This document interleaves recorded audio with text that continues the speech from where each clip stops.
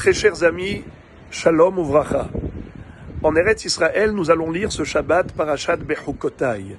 C'est une paracha très particulière parce qu'elle recèle en elle des brachot et des klalot, des bénédictions et l'inverse, chas v'shalom, des malédictions.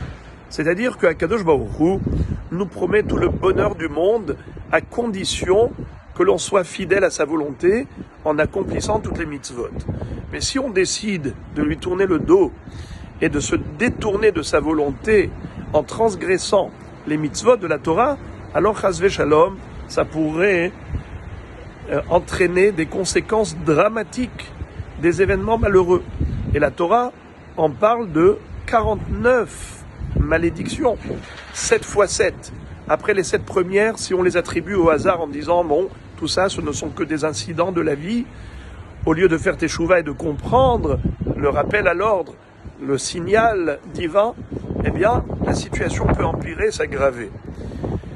La question qui est la nôtre, c'est que pourquoi la Torah, elle est si stricte? Pourquoi ce ne serait pas qu'une Torah d'amour, que du positif, que du bien? Vous aurez que du bien, puisque Akadosh Baruch Hu est plein de pitié, plein d'amour pour ses créatures. Alors pourquoi autant de rigueur? On va y répondre par l'illustration suivante. Il y avait une fois un rabbin en Australie qui était derrière son clavier, son ordinateur. Il répondait par Internet à toutes les questions concernant le judaïsme. On lui adressait des 4 coins du monde toutes sortes de points d'interrogation et il avait toujours du répondant. Un jour, il y a quelqu'un qui lui dit, voilà, il lui écrit, « Monsieur le rabbin, je voudrais que vous m'expliquiez pourquoi votre Torah accorde tellement d'importance aux détails. On a l'impression que vous coupez le cheveu en 4, vous les juifs. Vous rentrez dans le détail du détail, le pourquoi, du comment. Mais est-ce que vous pensez vraiment que Dieu, ça l'intéresse, tout cela? Vous pensez que lui qui a créé un monde si grand, un cosmos, avec tellement de galaxies, qu'est-ce qu'il en a à faire de telle ou telle action? Ou comment c'est fait? 2 semaines après, celui qui a posé la question, il interroge le rabbin, il lui dit, « Monsieur le rabbin, j'ai l'impression que je vous ai posé une colle. Vous avez des réponses à tout sauf à ma question. » Et le rabbin lui dit, « Mais je comprends pas, il y a déjà 2 semaines que je vous ai répondu, vous n'avez pas reçu le courrier, le mail ?» Il lui a dit « Non ». Alors il lui a fait répéter l'adresse. Il dit « Ah, gmail.com, moi j'ai écrit gmail.com, j'ai pas mis le point. » Il lui a dit, mais monsieur le rabbin, si vous ne mettez pas le point, eh bien ça n'arrivera jamais. Il lui a dit quoi, pour un point?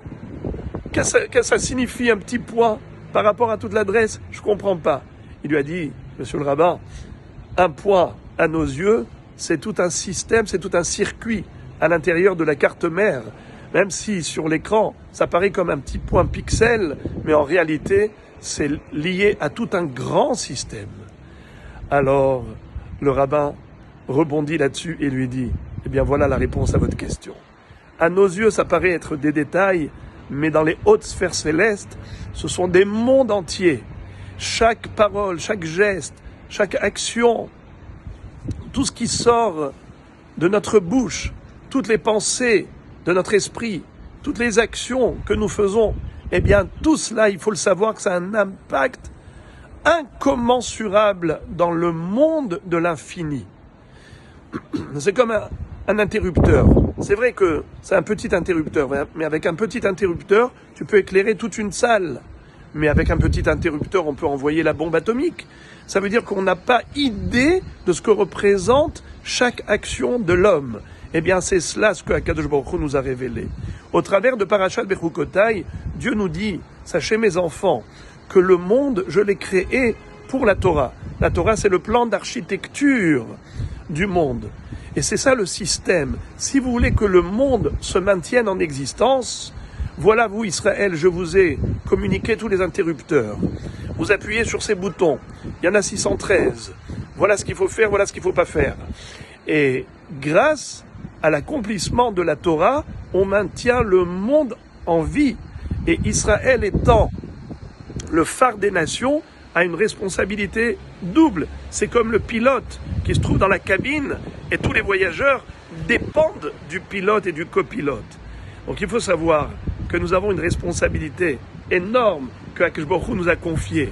Mais noblesse oblige. C'est vrai que nous sommes d'une part responsables, donc on a une charge lourde, mais la récompense, elle est en conséquence. Comme Akadosh Baruch Hu nous dit, Im bechukotai telechu.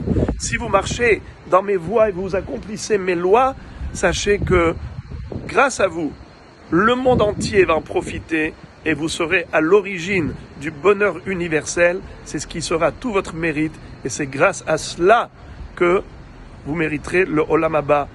Dans le Olam Haba, un bonheur infini.